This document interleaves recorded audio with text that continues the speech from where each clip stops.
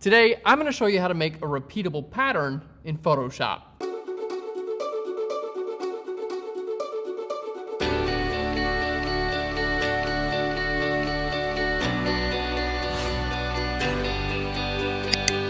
Hey guys, and welcome to Flurn. My name is Aaron Nace. You can find me on flurn.com, where we make learning Photoshop and photography fun. And today's episode, it's gonna be so much fun. We're gonna show you how to make a repeatable pattern, which has a ton of applications. These can be used for things like backgrounds of web pages, adding texture to your images, or even adding texture to like little objects that you create in Photoshop. In this episode, we're gonna show you how to open a texture and then analyze it for the things it needs to create a repeatable pattern.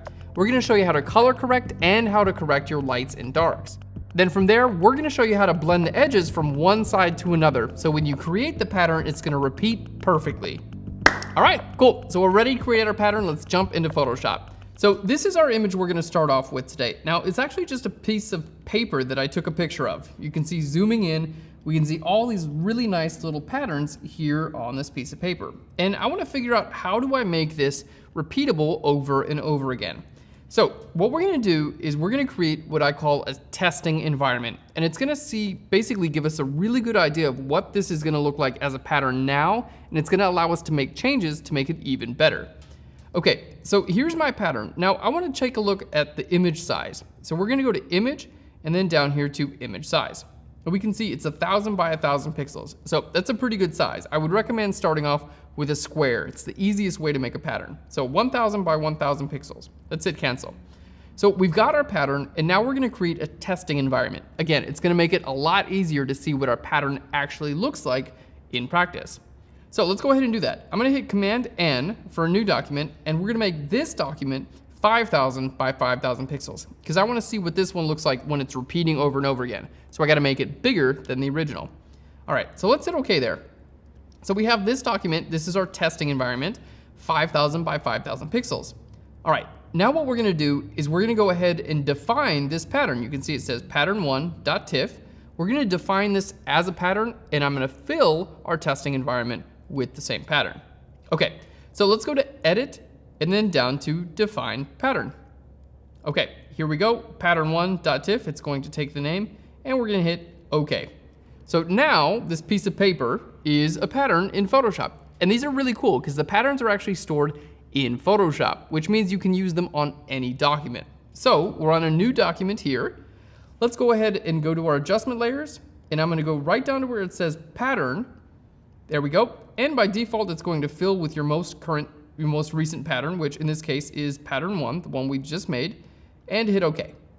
Okay, now you can probably see why it's important to have a testing environment, because this is what the pattern looks like when you just have one of them. Looks really good. But when you go try to repeat this over and over again, you can see it looks like a repeated pattern over and over again. It doesn't look seamless, and that's what we're going to show you guys how to fix in this episode. So in order to fix our original square pattern, we need to analyze our test environment and figure out what are the problem areas and what do I need to do to actually fix it. Well, let's go ahead and take a look at it. Now we can see that our pattern is dark on one side and light on another. So when it repeats, we see the dark to light. So that's one of the things that we really need to address on our main image here, the changes between dark and light. So we're gonna start off doing that. So now what we need to figure out is, how do we get a texture to look like it's the same light from one side to another one? I'm gonna show you how to do it. The first thing we're gonna do here is I'm gonna grab an adjustment layer, and we're gonna go all the way down to where you see threshold. Now, threshold we don't use very often. It's not something that you would actually use to make a photo better. It's more for analyzing an image. I'm gonna take my slider right here and drag this over to the right. And as I do, you're gonna see certain parts of my pattern are gonna become visible and certain are gonna become invisible. It's just a really easy way to see my light levels in an image. Okay, so if I bring it right over here, it's pretty easy to see that this area is darker than this area. That's what the threshold gives you. Now, it's not as obvious in this view, but that's why we're using the threshold. Now I need to know how to brighten up this area on the left to match what's going on the right. So to do that, we're gonna use a curves adjustment layer. So in between our layer 0, which is our pattern, and our threshold, okay, we're gonna grab an adjustment layer and go to curves. There we go. So our curves adjustment layer, we're just gonna make this a little bit brighter. There we go, looking good. And then on my layer mask, I'm gonna hit Command or Control I, which is gonna invert it, making it black, making it invisible. Okay, now I know this seems really complex, but basically what we're gonna do is we're gonna make the left side of this pattern a little bit lighter, and we're gonna make the right side a little bit darker. And that's going to help them even out really well. And we're using the threshold so we can see what we're doing quite a bit easier. Okay, so here there's curves adjustment layer. I'm just gonna grab a big, soft, round brush here, and we're gonna paint with white on the left side of my image. Remember, a curves adjustment layer is going to affect the lights or the darks. In this case, we made it a little bit lighter, and I'm using a layer mask to tell this layer where it should be visible. I'm trying to brighten up the left side of the image a little bit. And now you can see it's starting to match the right side. So if I click on my threshold, and I click and drag this from left to right, you can see it's a lot more even now, right? Especially when it comes to the left side there. There we go. That was before, and this is the after. Now, I do have a couple more light spots that I want to make a little bit darker. So we're going to do the same with another curves adjustment, making it darker. So here we go, a curves adjustment layer. We're going to click here right in the middle, pull that down a little bit to make it darker. I'm going to hit Control or Command I on that layer mask, and then we're going to paint white on the layer mask here, just over these areas that are a little bit lighter. And again, the threshold is helping me see what I'm actually doing. So our goal here is that as I move the threshold from the left to the right, let's try it here, that pretty much most of our texture illuminates and goes away at pretty much the same time. All right, which we can see is working out quite a bit better. Now, if I make those two invisible, again, this is what we started with. Obviously, the left side is darker and the right side is lighter. So having these both visible, we can see now we have something that's a lot more consistent when it comes to light. Okay, now I know that was a ton to do, but it makes a huge difference. So let's go ahead and turn this into a pattern and see what that looks like. All right, so here's our pattern. We're gonna create a new layer. I'm gonna go to Edit and down here to Define Pattern. We're just gonna call it the same thing and hit OK. All right, now we have our test environment. This is why we create the test environment, so every change I make on the original layer is gonna be reflected here. Okay, let's create another pattern adjustment layer, and this time it's gonna use the most current version and hit OK. So there we can see this is the before and the after. We can see our light levels are really evening it out. It looks a lot better. It looks like, hey, this could actually repeat and look good. Okay, so that's our light levels. Now, zooming in, we can also see there's a bit of color variation, right? There's a little bit more red on the left and a little bit more like yellow, green on the right. So that's another thing that I'm gonna take care of. So first, we took care of the light variation from one side to another. Now we're gonna do the color. All right, cool. And the color is actually a lot easier. So let's go to our pattern. What we're gonna do is I'm gonna grab an adjustment layer, and we're gonna go to where it says Hue Saturation. There we go. Now here in Hue Saturation, I'm gonna click this Colorize button, which is basically going to make the entire document pretty much the same color. So here my job is to choose the right hue and the right saturation that matches the original document. So if I just make this invisible and visible again, we can see I need to be a little bit more saturated. There we go. And I need to go a little bit more yellow with this as well. All right. Cool, and there we can see it's matching much better. Okay, so now that we have that nice match, let's go ahead and do the same thing. So we'll go to Edit, and we'll go to Define Pattern.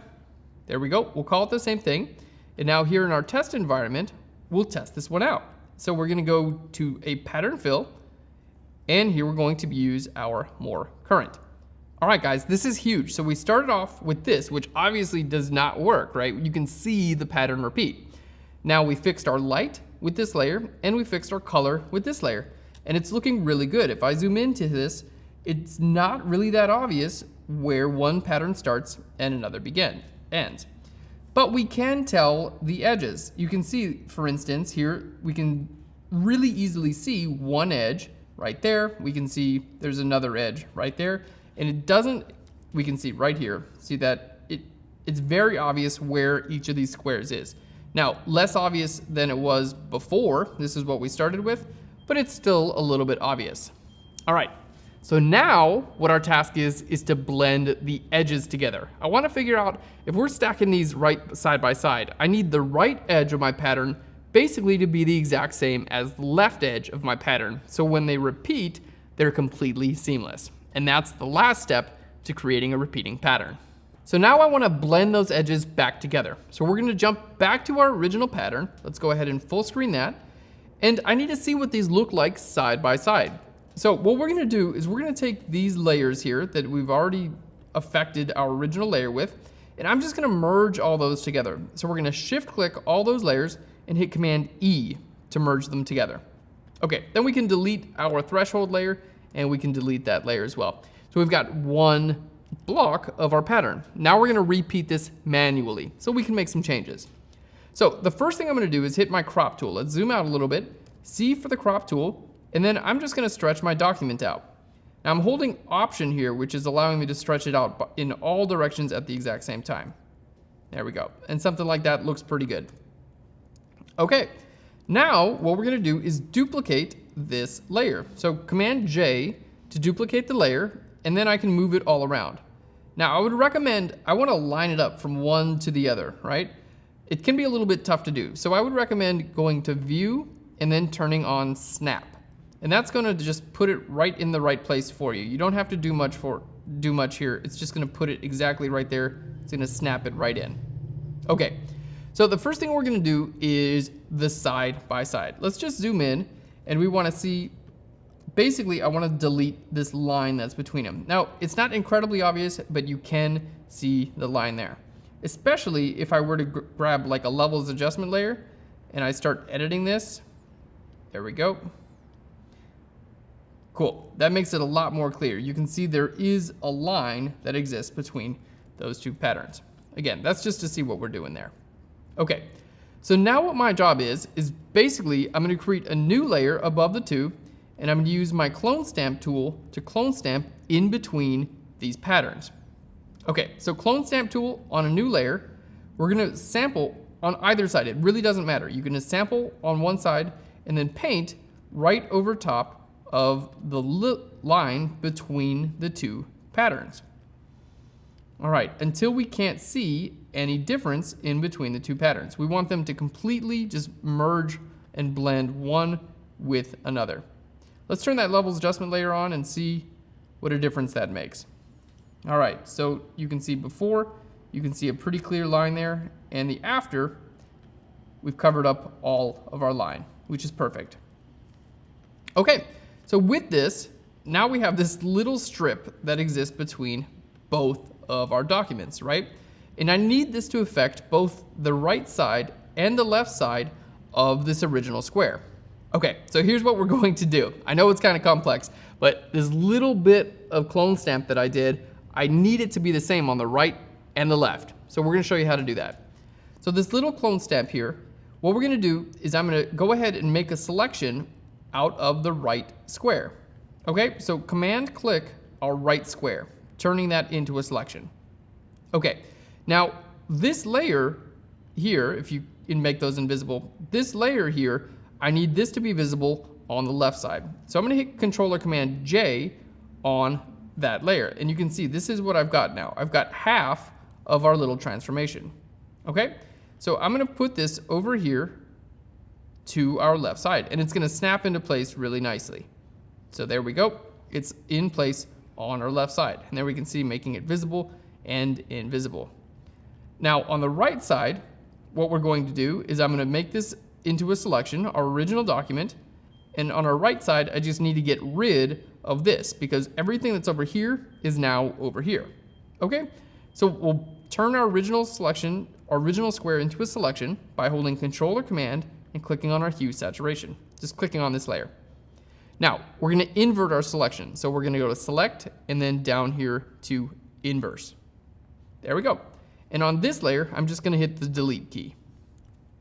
Okay, now I know that's really complex, but basically again we're just meshing, like we're making sure that the line in between those two blends together. And then with that, I need that to be on the right side and on the left side of this square. So that's what we were doing. So now what we can see is that's on one side and this is on the other of our original square. So what we're gonna do is we're gonna go ahead and delete our copy, and I'm gonna command click on those layers and hit command E to merge those together. Okay, so now what we should have is I should be able to duplicate just this one square and move it over to the right, and it should be completely seamless. So let's give it a shot.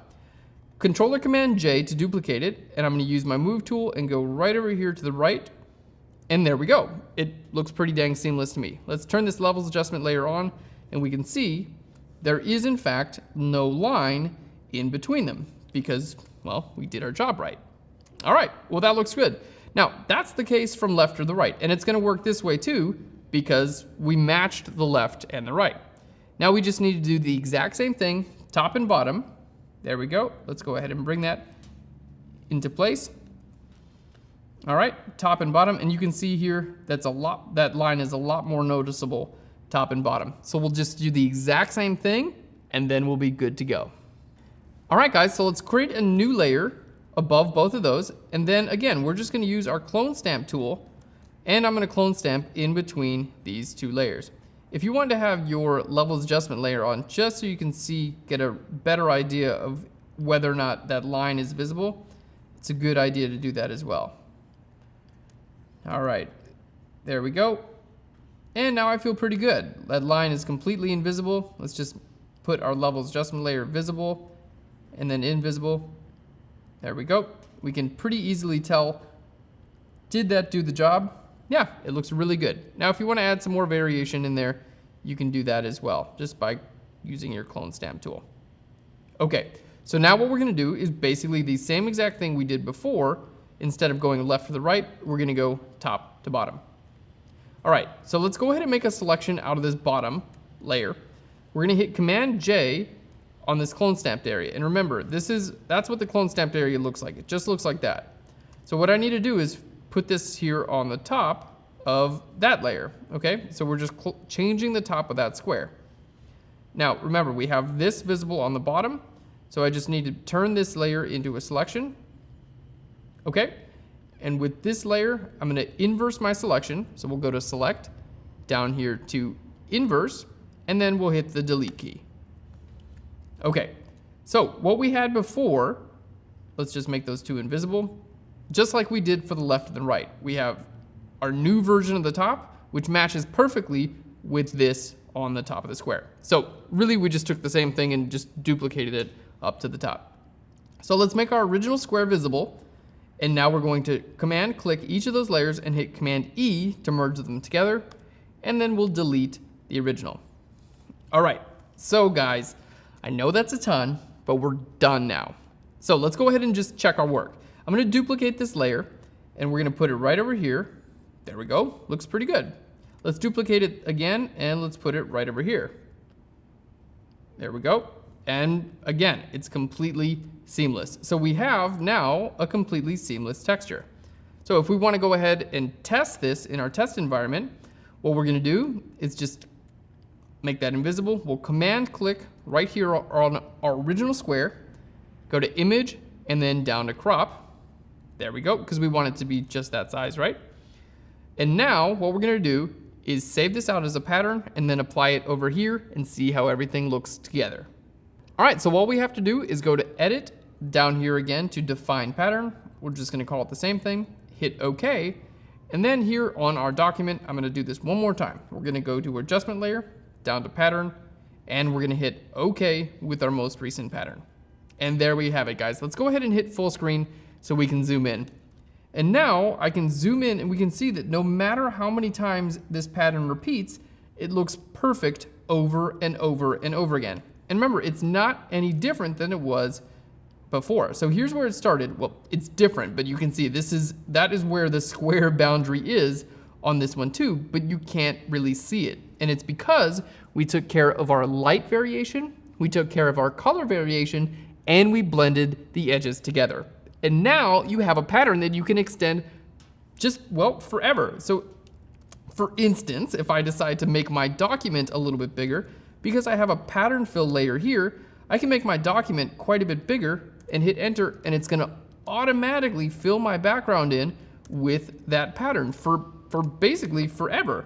And if I want to bring in a couple other documents to create a graphic, I can do that as well. All right, guys, so now we have a pattern that we can extend into infinity, and it's going to be completely seamless. So let's go ahead and show you an example of why you would actually do this. So we've got our pattern here. Let's go ahead and open up a couple documents. We've got our pinup tutorial documents here. We've got our pinup image, and we've got our title. So we're going to stick these together. Now let's go ahead and use our move tool to put our pinup, there we go, our little logo with our pinup girl. Now let's say I want to make a vertical like poster. I want this pinup to be right up here. So we're going to make an adjustment layer. Again, we'll go to pattern, and now forever this pattern is stored inside of Photoshop. So we're going to go ahead and fill with this pattern. Let's put it underneath everything. So if I use my crop tool and I crop up, there we go. You can see my pattern is going to fill to infinity. So I can completely just change my composition at any point in time. I can give it something like that, and my background is going to fill in everything for me, making this image perfectly seamless. Now let's say I wanted to create something like a horizontal banner for a web page. Well, all I have to do is grab my crop tool, C for the crop tool. We're going to bring that out horizontally. Let's go ahead and bring this in a little bit. There we go. All right. And hit enter. Now our background is going to fill for us completely, and I can go ahead and move my logos around. There we go. Let's bring that up. And now we have a horizontal banner as well. If I want to change my crop again, we can do this at any point in time. So with these images, this is a really great way to use a repeating pattern. Not only that, but once you have a repeating pattern, you can use it on web pages as well. So here's an example of the Phlearn homepage using this repeatable pattern as the background. It's going to repeat into infinity, giving us a beautiful pattern texture on the background that we can load images on top of. There's so many great applications for patterns with both images and web pages. Whether you're doing a paper texture like we did here, or a wood grain, or a carbon fiber, or a cloth, they can all be done in this exact same way. Thanks guys for watching Phlearn. It's super cool you're hanging out with me. I'm just sitting in this room alone recording tutorials, so I'm glad to have some company, even if it is just online. If you like what we're doing here at Phlearn, please subscribe to our YouTube channel. It's simple, just click on your screen right now and we'll send you free Photoshop and photography tutorials every single week. Thanks so much guys, we'll Phlearn you later. Bye everyone. It's really cool, it's great. Tons of applications, whether it's a website or something you want to add texture to one of your photos. Okay, cool. So now we were gonna, I used the pattern background for our latest tutorial with, not our latest tutorial. Now, let's say I wanted to create like a horizontal banner. Can't talk. All right, so I've just went ahead and made a, let's switch this from inches to pixels. Switch me to pixels.